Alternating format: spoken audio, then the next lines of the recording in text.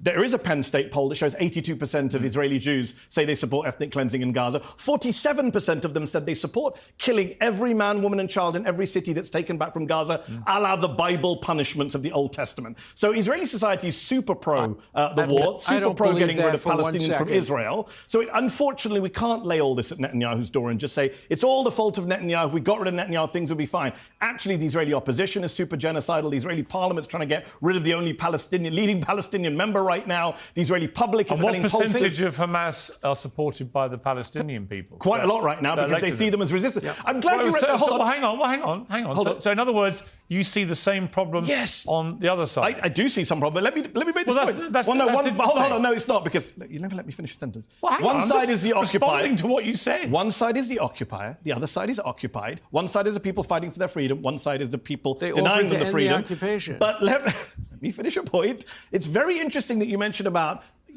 different attitudes. All I've heard on this show since it began today is poor Israelis, think about the Israelis. Alan has said multiple times now, if your people were killed and if your women were raped, then you would respond like this. Well, the Palestinians would say the same, because that's what's happened to them.